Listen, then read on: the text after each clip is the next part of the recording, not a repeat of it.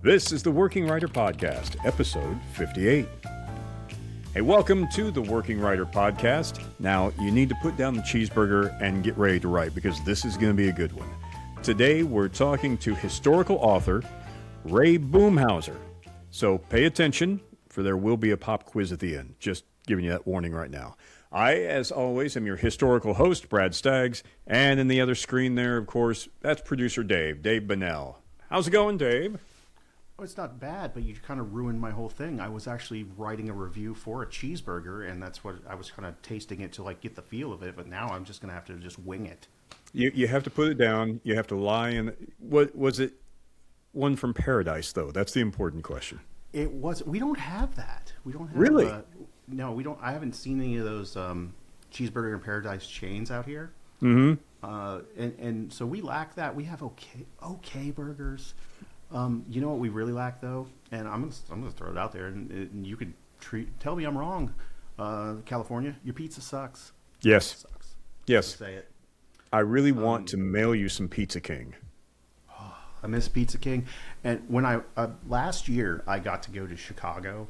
Yeah. And my favorite pizza place on the planet is Gino's East in Chicago. Oh, okay. If you've never been there, and I had not had it for probably 17 years, and I took some friends out there to have it. And there's, when you got that nostalgia of like, you really hope it's as good as you remember. It was better. It was actually better than I remember, and I missed that. And then I go out here, and I'm like, oh, Chicago style pizza, and I'll buy it, and I'll be like, you owe me an apology, sir. This is garbage. But Does it have like broccoli and crap like that on it out there? No, it's not that. It's just the sauce and the crust is just not the same. They say the same with New York pizza. They say you can't replicate it because of the water. They say it's the taste of the water and the dough. And I think it's got to be something similar in Chicago, because even the places that are marketed as Chicago-style pizza, it's not. Well, that's why next time you come back to Indiana, we're going to Pizza King. That's all there is to it. 100%. Matter of fact, I think we're having some tomorrow I will ring night. the king anytime. There you go. Maybe we'll start talking about some historic pizza with our guest, Ray Boomhower. So everybody sit up straight, because right now we're going to give him a talk. I love digging into research, especially when it comes to learning about our guests each week. But I have to admit, this week's guest is almost impossible to fully capture in the time I had. Ray Boomhower brings an incredible depth of knowledge and experience. He is the senior editor at the Indiana Historical Society Press and the editor of one of my favorite publications of all time, Traces of Indiana.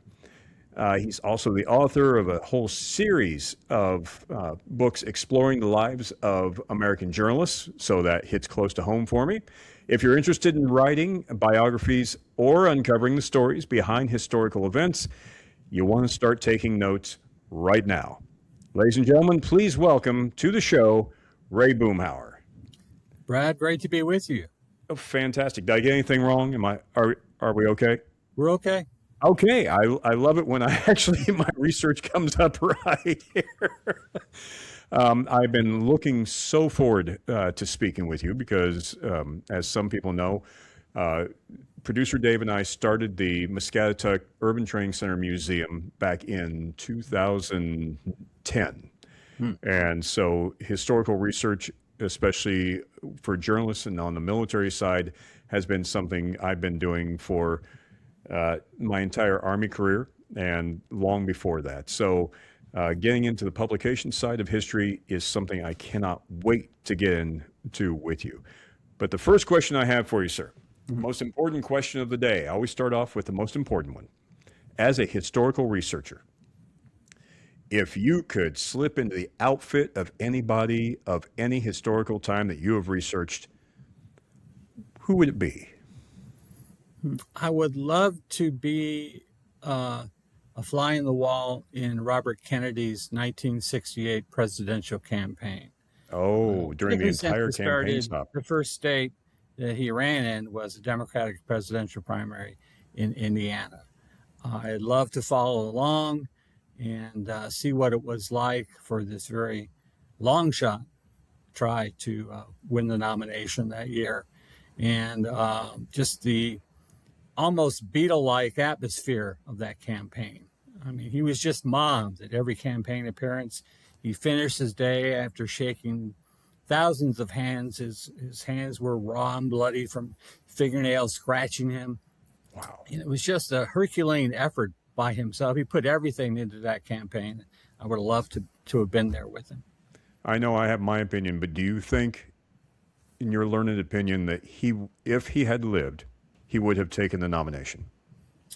It was a long shot. I think even some of Kennedy's close aides said it was a 50-50 proposition at the Chicago convention, because while Kennedy and Eugene McCarthy were battling each other in these primary states and gaining a handful of delegates, Hubert Humphrey, Lyndon Johnson's vice president, was going around grabbing fistful of delegates from, big city mayors, Democratic insiders, and he had a pretty big lead as far as the delegate count going into the convention. So you never know what had happened. I think Eugene McCarthy would have done everything he could have to keep Robert Kennedy from winning that nomination. At different times, Yes. to a certain point. Now that we have solved that mystery, how did you, sir, get into the business of historical publishing that you're in today? Well, didn't expect to be here where I am today, working at the Indiana Historical Society for this month. It'll be 39 years. Wow. I started out my life figuring I was going to be a newspaper reporter. I was editor of my high school newspaper, worked at the Indiana Daily Student when I was down in Bloomington at the Indiana University. And when I graduated, I started my professional life as a newspaper reporter on small town dailies, both in Rensselaer and Anderson, Indiana.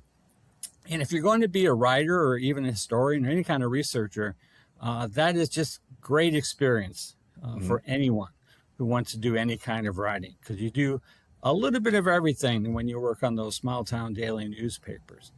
But I decided that maybe the money was not quite good enough. So I switched to public relations, and I started here at the Indiana Historical Society in 1987 as its public relations coordinator. And one of my first assignments was working with the editor of a new publication that the Society had launched called Traces of Indiana and Midwestern History. It's a popular history magazine, quarterly in nature, and it was a way for the Society to attract more members to this private membership organization. And it certainly achieved that in its first few years. And as a writer, someone who was used to seeing my name in print, getting a byline every day, I really wanted to write for the magazine. And Kent Calder, its first editor, encouraged me to do so, and began with writing a regular column called Destination Indiana. I'd learned a bit about historic sites around the state by working at the Indiana State Museum for a couple of years. And it has its statewide system of historic sites, the Ernie Pyle home at one time, the Lanier Mansion in Madison. So I got a pretty good primer in Indiana history, and was able to translate that into a regular column for Traces, plus also full-length articles for the magazine. So when Kent left in 1999, after 10 years as the first editor of Traces, I had some very good experience in working on the magazine, and I was lucky enough to be named as its next editor. And I've been its editor ever since, working at the Indiana Historical Society Press, not only doing the magazine, but also working on a variety of adult books about Indiana history, biography mainly. So that's how I got here. What do you think when you're writing about a historical figure or event or place? What's the most important thing to help keep the reader's attention? Because sometimes a historical subject can be very dry. Some people would even say boring. But what do you think a writer needs to do to help keep the attention of that reader, to make them keep wanting to read about this historical event or person? When I go out and talk to writers who want to produce an article for the magazine, one of the key things I tell them is, I'm, as editor, is always looking for a piece that will make me say after I read it, wow, I didn't know that. And it could be something, an article about an entirely new person I've never heard of from Indiana, an event that's never been featured in the magazine before, or some little nugget about someone very well known from the state that people hadn't realized had happened in their life. For example, we did a piece on Booth Tarkington, who's well known, of course, as a writer, two-time winner of the Pulitzer Prize in fiction. But people probably don't know that he was a politician as well. He ran for a seat in the state legislature. And although he was kind of made fun of by voters, saying they put him in there because they wanted to see what kind of a fool he would make of himself, he was very effective for the 2 years he was in office. And then, of course, people know about James Whitcomb Riley, the Hoosier poet. People may not know that early on in his career, when he was working in Anderson for the newspaper there, he wrote a fake Edgar Allan Poe poem and tried to put it over as a hoax and was denigrated up and down, lost his job. But of course, rose to fame and prominence as the Hoosier poet. Also, for example, Mayrite Sewell, who was a teacher and civil rights and women's rights pioneer in Indiana, is known for that. But a lot of people don't know that throughout her life, she engaged in spiritualism, slate writing, communicating with spirits from beyond the grave. And it was a big scandal in Indianapolis society when that first was learned about her. So these interesting nuggets about a person, even if they're very well known, you've got to be interesting. And that's a key for any kind of historical writing. You have to draw the reader's attention. You have to make them want to turn the page. Mm-hmm. Make them ask what's next, what's coming up. Yeah. When we're talking about doing an article or even a full-blown book on a person, an event, even if they are still alive, but they're getting some well-deserved press space, how long would you say the research needs to be compared to how short or long the article is? How much research do you expect somebody to have? Do you expect them to know this person at this event inside and out by memory, or is it just enough to get the article out? They should know as much as they can possibly learn about that subject that they're writing about. You have to rely on both primary research, primary sources, letters, diaries, newspaper accounts, secondary sources, what other people have written about a person or an event. So you have to have a good mix of the two. And because they're writing for Trace's magazine, which is very well illustrated with a lot of historic photos, one key thing they have to have are illustrations for their article. I've received over the years a number of very interesting pieces about particular aspects of Indiana history, but sometimes, finding those photos is a struggle. We'll work with authors to, go around in archives and repositories and search as well as we can to find photos if we think the article is good enough. Oh, hi. Hey, this is future Brad, or past Brad. I can't really keep that straight. Just interrupting you for just a minute to tell you about our sponsor, Fiberglass Freaks Batman Museum. That's right, an actual museum dedicated to the 1966 Batman TV show. What could be better? It's right here in Logansport, Indiana, and it is an amazing place. Mark Rakup, who owns the place, is actually DC and Warner Brothers' only official builder of 1966 Batmobile replicas. Now, I'm not talking some little toy. I'm talking about a full-size working car.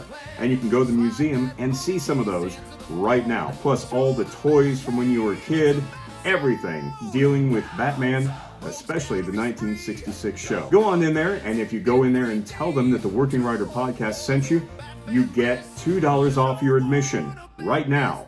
So go in. You have no excuse not to go. So let's go back to the show. I'm sure it's more interesting than I am.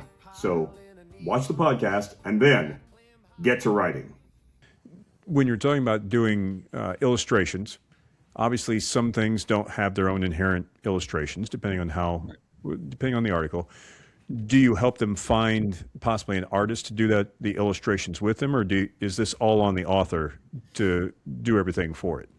We usually don't use a lot of artistic representations. We depend on historic photos. Of course, here at the Indiana Historical Society, our library has a vast repository, more than 1.5 million images in the library. So we have that to draw upon, national resources like the Library of Congress, archives at universities around the state. We've used photos from Butler, IU, Purdue, and other places as well. So we're able to work with authors and usually find something. If we'll bend over backwards to find images to go along with an article if it's good enough.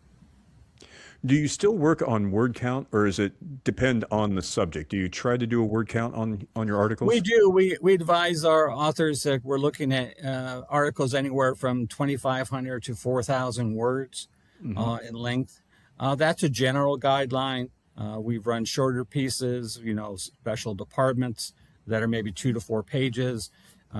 If an article is good enough, I'll say, okay, 5,000, we'll go up to that. But we try to keep it within that ballpark.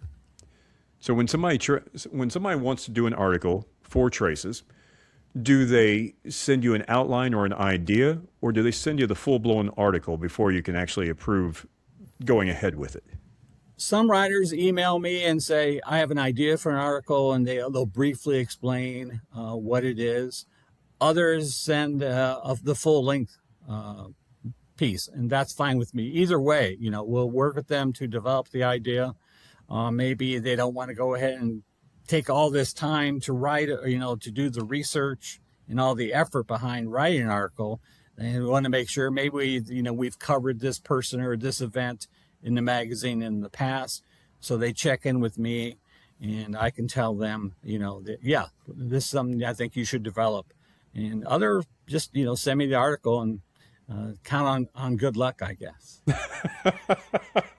Hey, I've written about the history of gumballs in southern Indiana. I hope you enjoy this. Enjoy. Well, that might be a good one. You never know.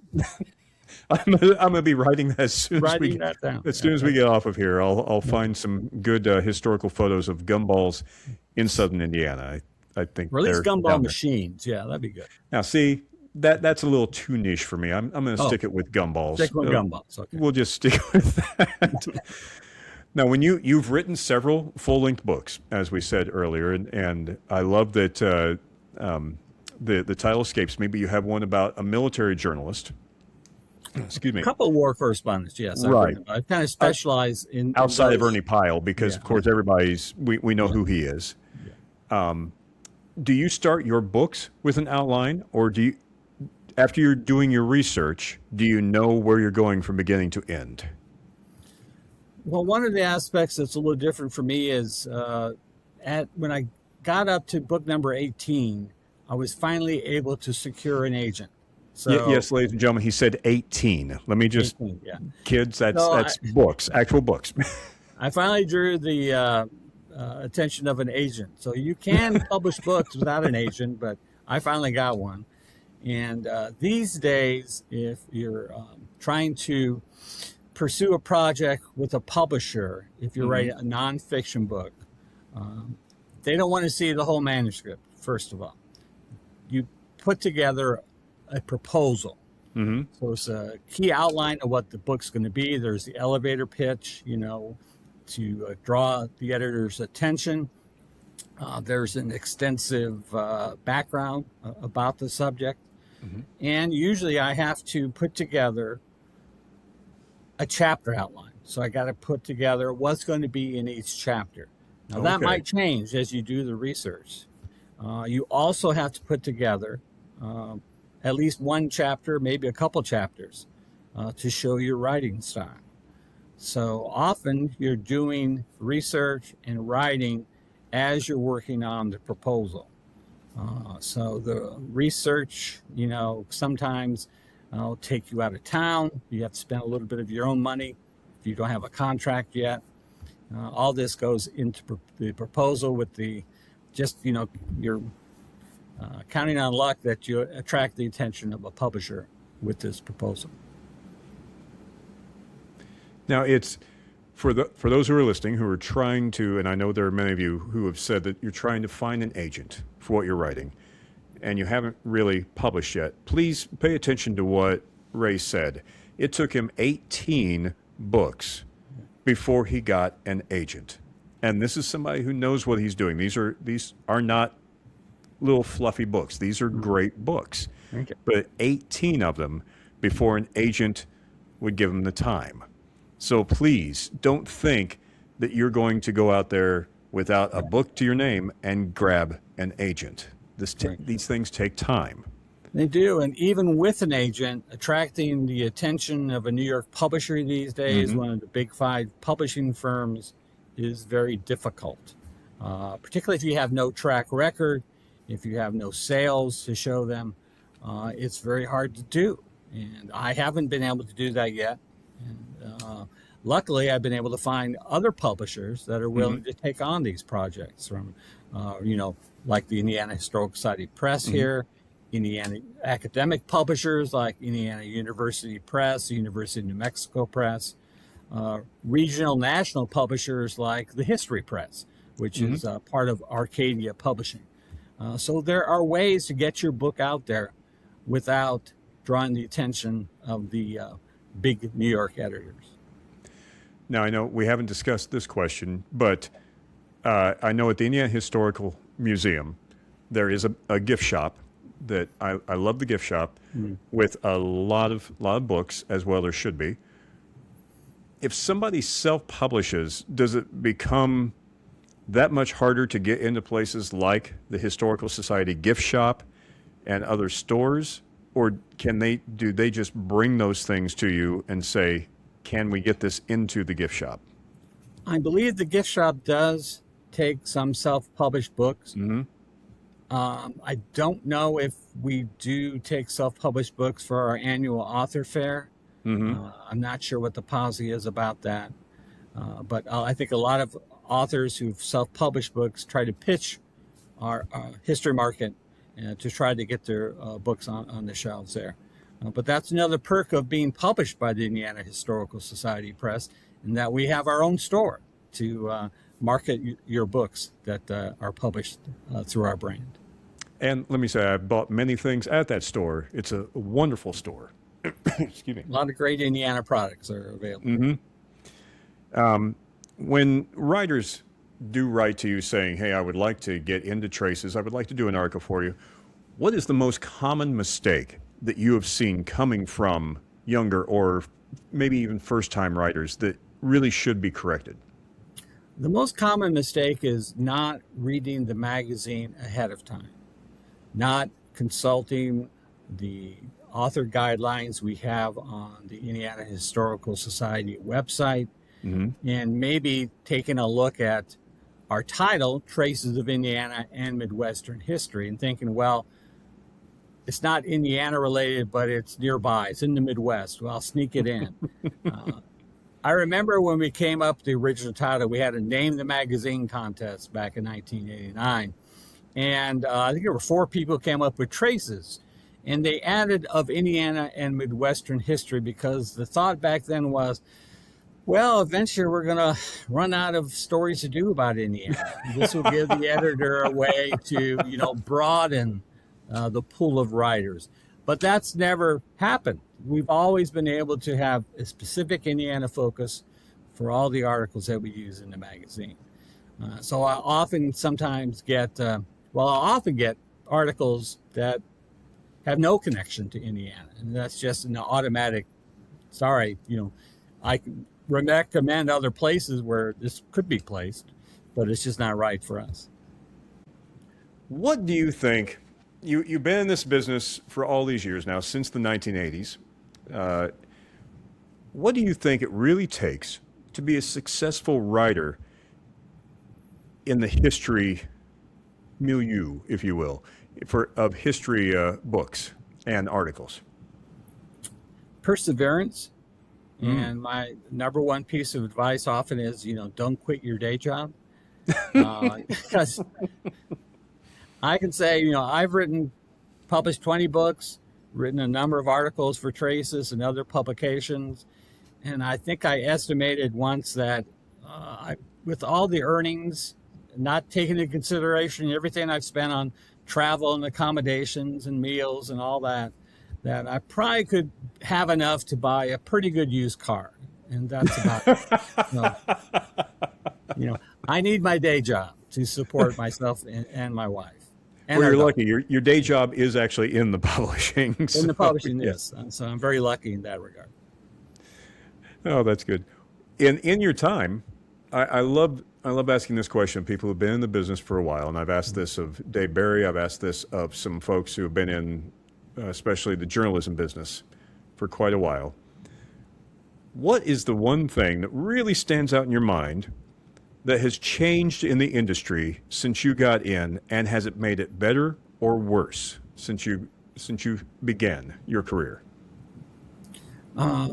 The variety of outlets for writing seems to shrink every year. We've been pretty lucky in the Midwest in the fact that the big state historical societies in Minnesota, Wisconsin, in Indiana have been able to keep their presses going, publishing not only popular history magazines, but books as well. Hmm. But those smaller markets, those smaller publishers, sometimes they crop up and they wither away before you realize it. So there are places to go for beginning writers, but they're becoming fewer and fewer, and it's getting harder and harder to attract the attention of the big publishers. Would you say that because the newspaper business has obviously changed since you got into the newspaper business, even since I started years ago with military news, would you say that still today journalism is one of the best paths to get where you want to be, or should anybody who is interested in going into historical documentation go into the history side with like a minor in English and some journalism background? I still think journalism is a great major because you can use it for just about anything. You're probably not going to find a job in newspapers these days. But if you can write, I think a lot of job opportunities open up for you. If you're very good with the written word, you'll be able to make a living. It might not be a grand living, but you'll put food on the table with your own two little hands on the keyboard. And that's important. Also, I want to mention, too, talking about what's changed in the field is publishing. For authors these days, you're expected to do a lot more work in promoting and marketing your product than ever before. Having a brand, having a platform, being out there, promoting your book. Newspaper reviews are drying up. The Washington Post just folded its book review section. You're not going to get the reviews that you might have gotten, 5 years, 10 years, 20 years ago. So if you're an author, you're going to be out there hustling. You're going to be talking to people, talking to your friends, your family, just getting the word out. Word of mouth is still a great way to sell your book if you do have one. Now, if you could tell, where is in Indianapolis, where is the Historical Society located?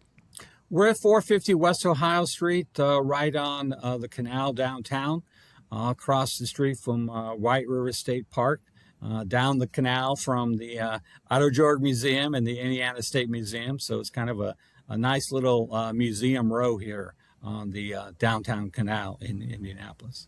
It is. About, I think it was 5 years ago through Camp Atterbury, I was involved in one of the You Were There programs. Was it the for- Italian? Yes, the POWs? Italian Yeah. POW. Yeah. Mhm. Yeah. Yeah, it was because we had the POW chapel at Camp Right. Atterbury.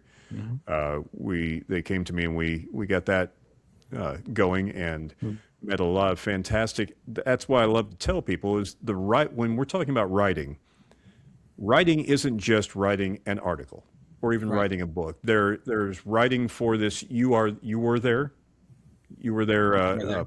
program that is continuous. There are a lot of them going on at all times, and they're fantastic programs. You actually get to walk through history Right. with these programs, but it takes a lot of writing for those. And so when we're talking about historical writing, it's not just grabbing one subject and spending years and years and years doing a dissertation and writing on that one subject. There are a lot of different avenues in historic writing. You can actually write displays for you can become a writer of displays for the museum, doing the research on those. Just a lot of different things that can be done.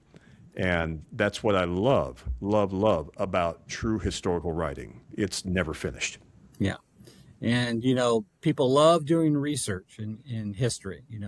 Research is endlessly seductive. But eventually, you're going to have to, put your butt in the chair, sit down, and do the actual writing. So luckily, that's what is my favorite part of writing. I think it's because my journalism background, used to working on deadline every day, getting something in the paper. The research for me is the grind, traveling around, finding the resources you need to produce a book, sitting down day after day, going through documents. That's the hard part for me. But you do it so well. I being in Indiana, I can't, especially having had museums, I can't thank you enough for your magazine and for the Indiana Historical Society in and of itself, because we wouldn't know almost anything about this state without y'all. Well, it's been quite a ride, and I hope to keep on doing it for a couple more years, at least. Tell the folks where they can find you online while they're out there. My website is Ray E. Boomhower books.com. You can search for me and find my books there. And also have a blog that I write and produce from time to time. Just search for my name, you'll find it.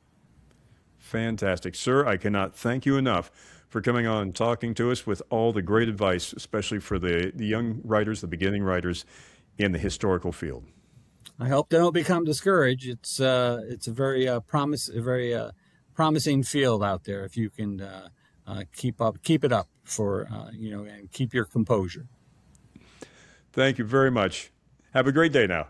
I had forgotten that so much goes into writing a historical piece, either an article or a book, anything like that. It's been a while since we've had the museum, so my research skills are a little rusty now. Question for you, though, Dave. If you could write a book about anybody in history, who would your historical figure be that you would write about?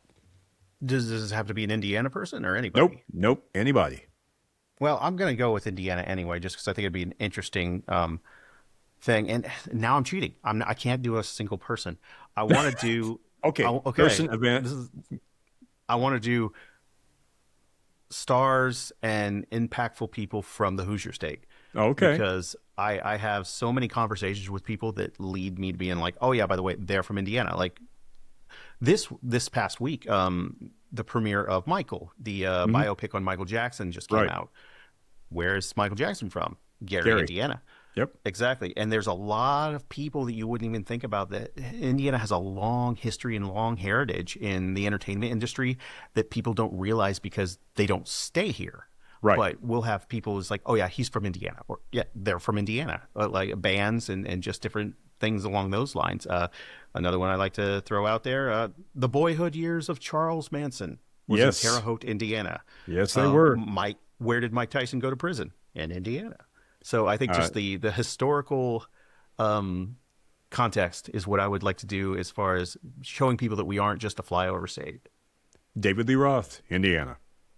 David Lee Roth, Axl Rose. I try not to admit that one, but yeah, Axl Rose.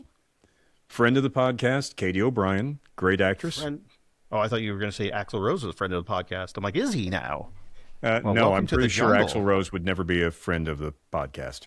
Well, maybe not today. And then Adam Driver is another one. That's in Indiana. Vivica Fox, I believe. Mm-hmm.